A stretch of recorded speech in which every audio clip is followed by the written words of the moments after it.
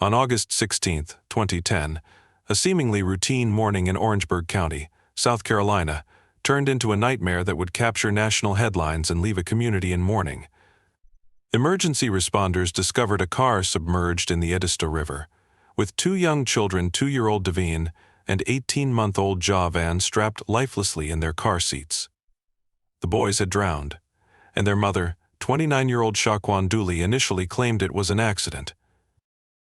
However, as investigators probed deeper into the circumstances, Shaquan's story unraveled. Within hours, she confessed to smothering her sons in a motel room and staging the car in the river to make their deaths look accidental. What followed was a tragic tale of despair, systemic failure, and the deadly consequences of mental and emotional breakdown. Shaquan Duley was born and raised in Orangeburg, a modest town steeped in Southern traditions and community ties. From the outside, her upbringing appeared stable, but behind closed doors, Shaquan grappled with deep-seated insecurities and feelings of inadequacy. Duley was described by neighbors and acquaintances as soft-spoken and reserved, qualities that often masked her internal struggles. She lacked a strong sense of independence and was financially and emotionally reliant on her mother, Helen. As an adult, Shaquan found herself living under Helen's roof with her two children, facing constant criticism and judgment. Helen Duley was known as a tough, no-nonsense woman who had a clear vision of how life should be lived. Her frequent clashes with her daughter stemmed from differing parenting styles and what Helen saw as Shaquan's failure to meet the standards of a capable, responsible mother. These disputes created a tense home environment, leaving Shaquan feeling cornered and unsupported. Adding to her challenges was the absence of the children's father, who was uninvolved in their lives. Without financial support or a partner to share the burdens of parenthood, Shaquan felt trapped. The pressures of single motherhood, coupled with her tumultuous relationship with her mother, became an overwhelming weight she struggled to carry. On the night of August 15, 2010, Shaquan reached what she later described as her breaking point. After yet another heated argument with her mother, she packed her sons into her car and drove aimlessly. She eventually checked into the Trump's Inn, a budget motel just a few miles from her home. The motel room was small, stark, and devoid of comfort, a fitting reflection of Shaquan's emotional state. It was here, in this impersonal and isolated space, that her despair consumed her. In her later confession, she described feeling like a failure, incapable of providing a stable life for her children or meeting her family's expectations. Overwhelmed by a sense of hopelessness, Shaquan smothered her sons with her bare hands.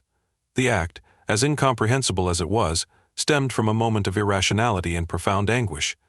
In the silence that followed, she was left alone with the irreversible consequences of her actions.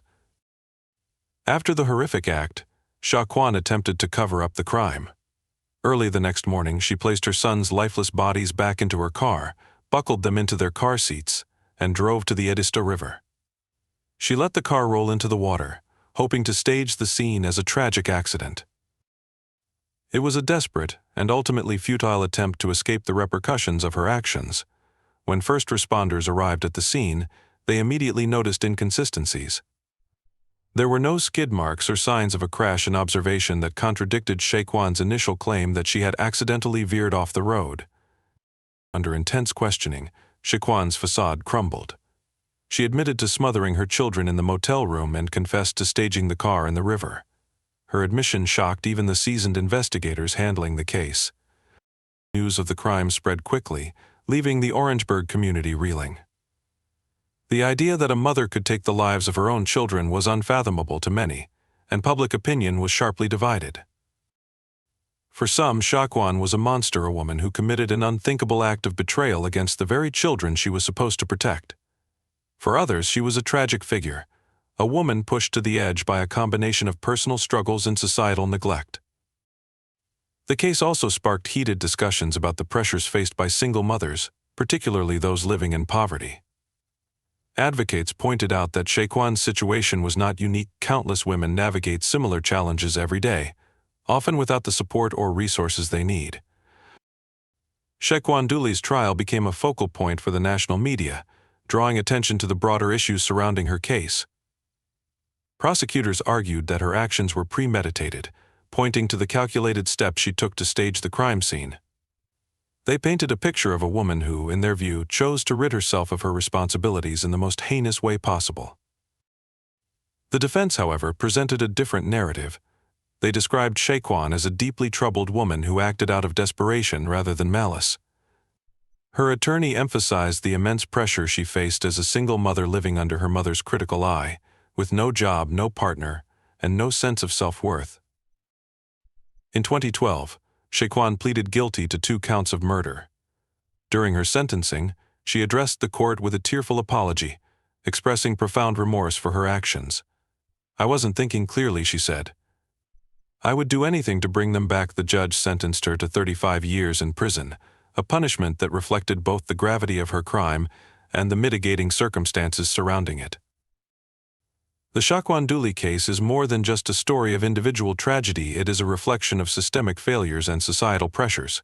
Her actions, while inexcusable, were rooted in a complex web of factors that warrant closer examination. One of the most glaring aspects of the case is the role of mental health. Shaquan's feelings of inadequacy, hopelessness, and despair are consistent with symptoms of depression and anxiety, conditions that often go untreated in low-income communities. Mental health experts point out that many women like Shaquan suffer in silence, either because they lack access to care or because they fear the stigma associated with seeking help. In her case, the absence of a supportive network only exacerbated her struggles, leaving her with no outlet for her emotions. Shaquan's story also highlights the challenges faced by single mothers, particularly those without financial or emotional support. The responsibility of raising 2 young children alone, coupled with the constant criticism from her mother, created a toxic environment that left her feeling trapped and powerless. Society often places unrealistic expectations on mothers, holding them to impossibly high standards while offering little in the way of practical support. For women like Shaquan, who are already struggling to make ends meet, these pressures can become overwhelming. The strained relationship between Shaquan and her mother, Helen, is another critical element of the case. Their dynamic illustrates the generational conflicts that can arise in families, particularly when there are unresolved tensions and unmet expectations. Helen's harsh criticism and domineering personality may have been intended to motivate her daughter, but instead, it deepened Shaquan's sense of failure and inadequacy. The lack of open communication and mutual understanding only widened the rift between them, contributing to the tragic outcome. The tragedy of Devean and Shaquan Duley serves as a sobering reminder of the need for greater awareness and support for struggling parents. While nothing can undo the harm caused by Shaquan's actions, her story can inspire meaningful change. Communities must prioritize the creation of support networks for single mothers and families in crisis. Whether through counseling services, parenting classes, or financial assistance programs, these resources can provide a lifeline for those who feel overwhelmed by their circumstances. Raising awareness about the importance of mental health is another crucial step. By breaking down the stigma surrounding mental illness and ensuring access to affordable care, we can help individuals like Shaquan address their struggles before they escalate into crises. Finally, the case underscores the importance of empathy and understanding. While Shaquan's actions are inexcusable, they are also a reflection of a deeper societal failure to support vulnerable individuals. By fostering a culture of compassion, we can create an environment where no one feels so isolated or hopeless that they resort to such desperate measures. As the town of Orangeburg continues to heal, the memory of Devean and Shaquan serves as a poignant reminder of the fragility of life and the importance of community. Their deaths, though tragic, have sparked important conversations about the need for systemic change and the role of society in preventing similar tragedies. Shaquan Duley's story is a heartbreaking example of what can happen when personal struggles go unnoticed and unaddressed. It is a call to action for all of us to do better, to listen, to support, and to extend a helping hand to those in need. Only then can we hope to prevent such a devastating loss in the future. The Shaquan Duley case also underscores the critical need for accessible and effective mental health care. While discussions around mental health have gained momentum in recent years, significant gaps remain, particularly in rural and low-income areas. For individuals like Duley, seeking professional help is often fraught with barriers. Limited availability of providers, high costs, and the stigma associated with mental illness all contribute to the problem.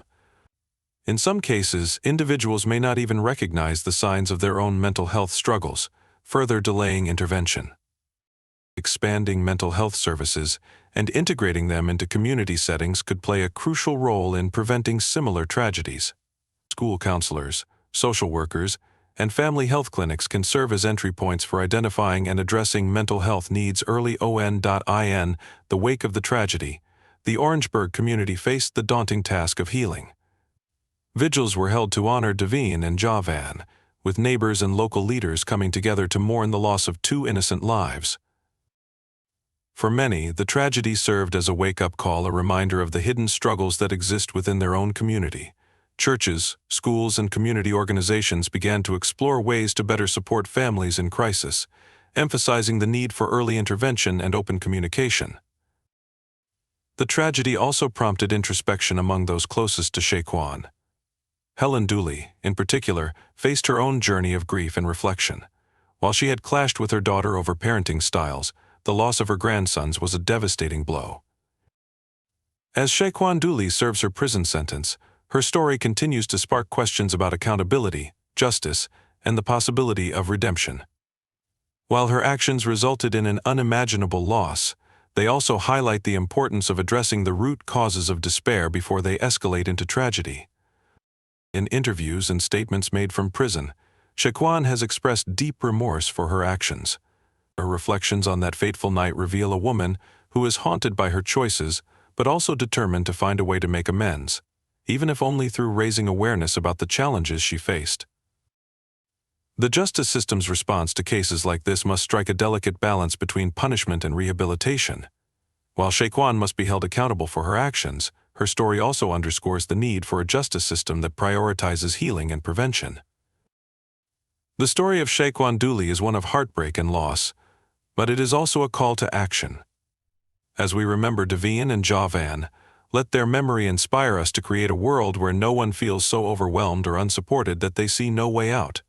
Through empathy, advocacy, and systemic change, we can honor their lives by ensuring that their story becomes a catalyst for meaningful progress. While the wounds left by this tragedy will never fully heal, the lessons it teaches us have the power to shape a better future.